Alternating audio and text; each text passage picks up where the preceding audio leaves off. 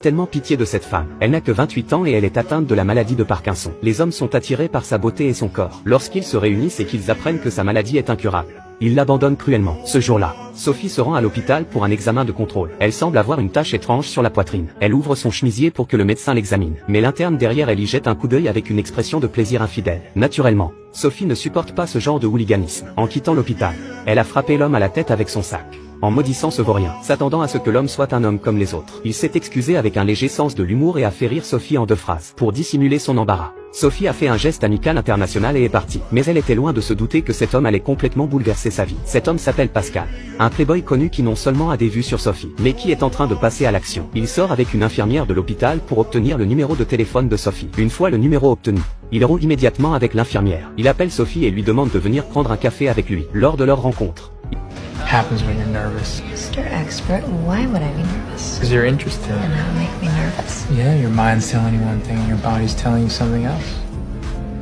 il voit la main gauche de Sophie trembler et pense qu'elle est nerveuse à l'idée de le rencontrer. Pascal regarde Sophie en face avec ses yeux d'un bleu profond. Ses hormones sont entrées en éruption comme un volcan. Sophie, qui avait été blessée à maintes reprises par des relations amoureuses, savait comment étaient les hommes. Il valait mieux garder le contact physique que de tomber dans le piège. Les 2 hommes s'installent bientôt dans la maison de Sophie. Cet exercice intense les rapproche définitivement. Par la suite, Pascal a toujours été à l'écoute de Sophie, que ce soit sur le chemin du travail ou sur celui de l'entreprise. Parfois, Sophie frappait même à la porte de Pascal au milieu de la nuit. Cette nuit-là, ils ont été honnêtes et ouverts l'un envers l'autre. Un changement subtil s'est opéré dans le cœur de chacun d'eux. Pascal voulait avoir une relation avec Sophie, mais celle-ci refusait. Au fil des ans, sa confiance en l'homme s'est érodée. Elle est convaincue que personne ne voudrait s'occuper d'un malade de Parkinson jusqu'à la fin de ses jours.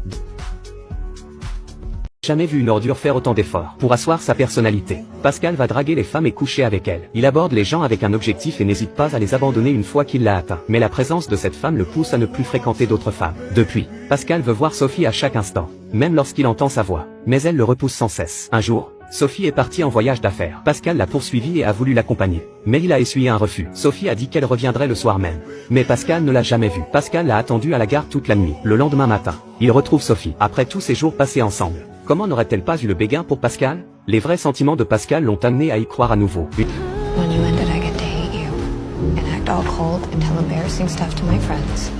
Okay. Une fois la relation confirmée, Pascal change ses habitudes de playboy et passe tous ses jours avec Sophie. Sa vie est à son apogée. Les médicaments de Pascal contre les maux physiques des hommes font fureur dans le pays. C'est une révolution pour les hommes qui souffrent de l'exercice. Et même les candidats à la présidence l'approuvent. Pascal voyage avec Sophie, fait ses courses avec elle et enregistre leur temps ensemble sur une caméra. Sophie lit un livre pendant que Pascal travaille. Il n'y a pas de meilleur amour que celui qui consiste à aimer ce que j'aime. Ce soir-là, Pascal a demandé à Sophie de citer 4 choses à son sujet. Il n'a jamais été reconnu par sa famille depuis son enfance. Ses parents voulaient qu'il soit médecin, mais il est devenu vendeur. Pascal ne se trouvait pas assez intelligent ni assez parfait. Mais Sophie le lui a dit, mot pour mot, tu es bon, tu es drôle, tu es amusant, tu es intelligent, tu es charmant, tu as beaucoup d'atouts. Ce n'est pas facile de rencontrer la bonne personne. Accepter les défauts et apprécier les forces de l'autre. Le seul remède à tout est de chérir les gens qui vous entourent. Après une séance d'entraînement, le cœur de Pascal s'emballe et il s'essouffle. Sophie se précipite pour le calmer, mais c'est alors qu'elle entend des mots incroyables. 3 I love you. What? mots simples, pensez-vous. Mais pour Pascal, ces 3 mots signifient beaucoup. Depuis plus de 20 ans, il n'a jamais exprimé ses sentiments pour personne, pas même pour ses parents. Tout le monde le prenait pour un infidèle. Aujourd'hui, il donne tout son amour à son visage, cette femme devant lui. Pascal se met en tête d'épouser Sophie, mais l'état de Sophie s'aggrave. Tu devinais ce qui est arrivé à cette femme?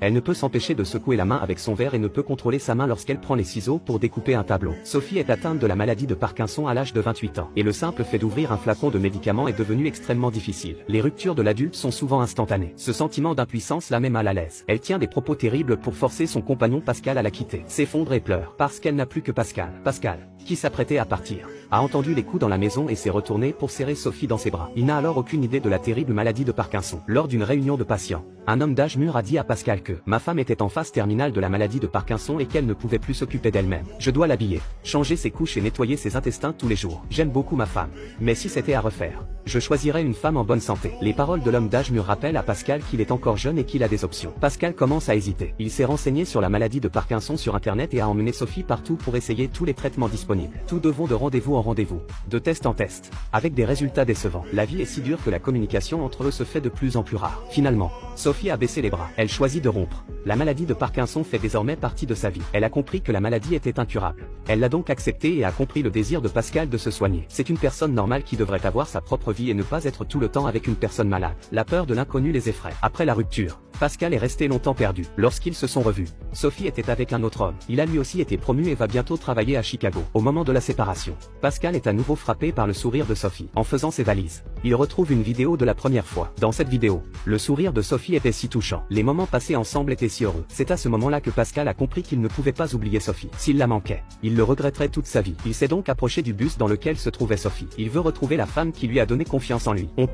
I have never known anyone who actually believed that I was enough until I met you. And then you made me believe it too. So, unfortunately, I need you. And you need me. You need someone to take care of you. No, I don't. Everybody does. Peut se demander si la recherche de Sophie par Pascal est motivée par l'amour, le devoir ou la pitié. Mais l'amour n'est pas pur. C'est un mélange de devoir et de pitié. Mais cela ne change pas la nature de l'amour. Croyez-vous en l'amour si vous regardez cette vidéo ?